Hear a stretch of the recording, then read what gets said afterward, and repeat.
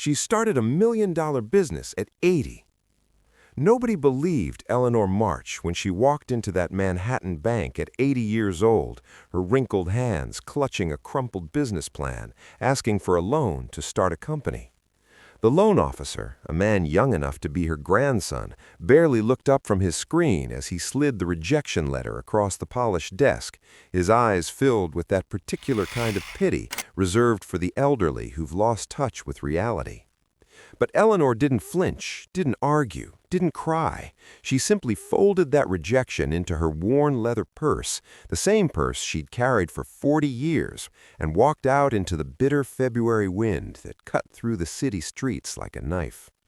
What that banker didn't know, what nobody knew, was that Eleanor had been preparing for this moment her entire life, though she hadn't realized it until 6 months earlier, when she'd buried her husband of 58 years in a cemetery in Queens and returned to their empty Brooklyn apartment to find a shoebox hidden in his closet, filled with every letter she'd ever written to him about her dreams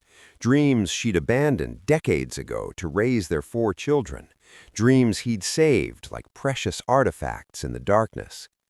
She spent that whole night reading her own words from 40, 50 years ago, passionate plans about opening a bakery, designing clothes, creating something that mattered, and she wept not from sadness, but from rage at all the years she let slip away, convinced that her time had passed, that dreams had expiration dates stamped on them like cartons of milk.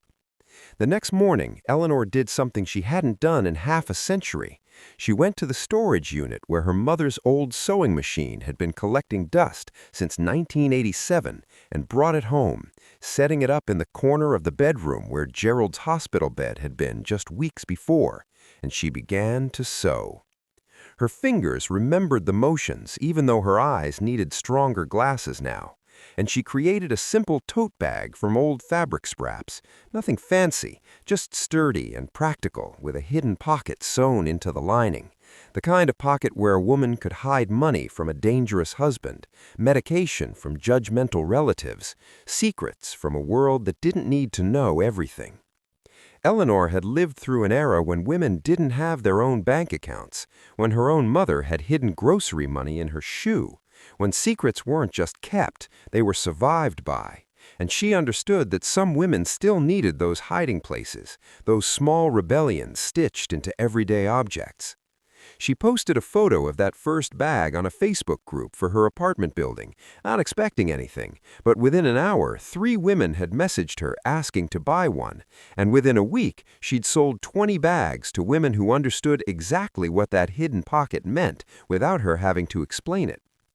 The orders kept coming, spreading through whispered recommendations and private messages, women telling other women who told their daughters and sisters, and Eleanor found herself sewing 12 hours a day in that cramped apartment, her arthritic hands aching, but her heart feeling more alive than it had in decades, and she realized she needed help, space, a real business. That's when she walked into the bank, and that's when she got her first rejection, followed by 7 more rejections from 7 more banks across New York City, each banker looking at her age, her modest savings, her lack of business experience, and seeing only risk, seeing only an old woman who should be content with bingo nights and early bird dinners. But Eleanor had buried too many dreams already. She wasn't burying this one. She sold her wedding ring, the diamond Gerald had saved 3 months' salary to buy in 1967, and she felt guilty for exactly 1 night before she realized that Gerald had saved all those letters because he'd wanted her to find them, wanted her to remember who she'd been before life had worn her down into someone smaller, quieter, more acceptable. With that money and her savings, she rented a tiny studio space in Brooklyn, hired 2 women from her building who needed work, Maria, a 67-year-old immigrant who'd been a seamstress in Guatemala, and Joyce, a 55-year-old laid-off accountant who couldn't get hired anywhere because companies wanted fresh talent, which was code for young. And together, they formed a company Eleanor named Hidden Pockets, making bags, jackets, and everyday items with secret compartments for the things women needed to protect. The business grew slowly at first, then faster, As word spread through social media, through articles in women's magazines who loved the story of three older women building something beautiful from rejection, and orders poured in from across the country, from college students hiding emergency money from roommates, from nurses keeping personal items separate from work supplies, from survivors of domestic violence rebuilding their lives one hidden pocket at a time. Eleanor appeared on a morning show in Manhattan, her silver hair styled but her hands still rough from sewing, and she told the interviewer something that made the audience gasp. She didn't start this business despite being 80. She started it because she was 80, because she'd finally lived long enough to stop caring what people thought was possible, long enough to understand that society's timelines were just stories we told ourselves, long enough to be angry at all the years she'd let slip away, convinced that her time had passed, that dreams had expiration dates stamped on them like cartons of milk.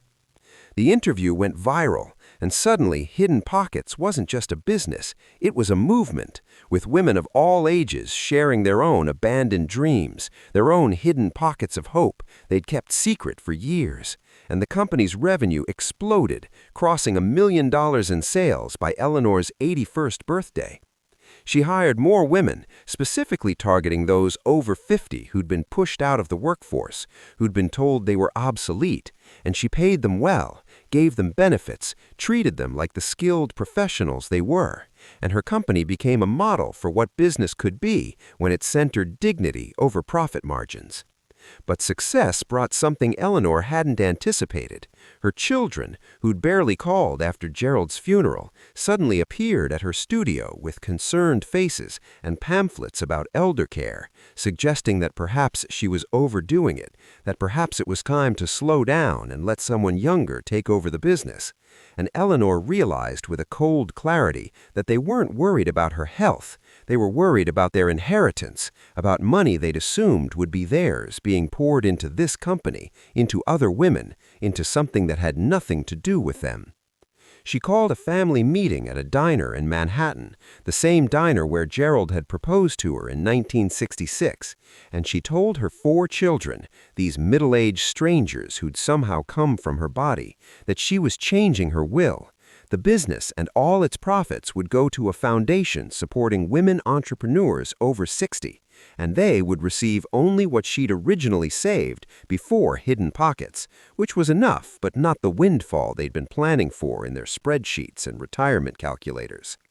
Her oldest son called her selfish, her daughters cried and accused her of loving strangers more than family, and her youngest son said nothing but left his key to her apartment on the table like a verdict, and Eleanor felt something break inside her chest, but it wasn't her heart. It was the last chain of obligation that had kept her small and sorry for so long. She built Hidden Pockets into a $3 million company by 83, appeared on the cover of Forbes beside a headline that read, "Never Too Late," gave speeches at colleges and conferences where she told young women not to wait until they were 80 to start living, and she meant it. She meant every word. But she also knew that some lessons can only be learned through loss, through burying the person who believed in you, through finding letters in a shoebox that prove you were always more than the life you settled for. Eleanor March died at 85, not in a hospital, but at her sewing machine in the studio, working on a new design for a jacket with 12 hidden pockets, and they found her slumped over the fabric with a slight smile on her face. And at her funeral, over 300 women came, women who'd worked for her, women who'd bought her products, women who'd heard her story and decided to start their own. And not one of her children spoke, because they hadn't been invited, because Eleanor had finally learned that family isn't about blood. It's about who shows up, who believes in you, who saves your letters in a shoebox and waits for you to find them. The last thing Eleanor had written, found on a note pinned to her final design, was a single line that her employees had printed on every Hidden Pockets tag from that day forward. 7 words that carried the weight of all her lost years and found purpose. 7 words that thousands of women would read while checking the hidden pocket in their new bag. 7 words that said everything about the cost of living small and the glory of starting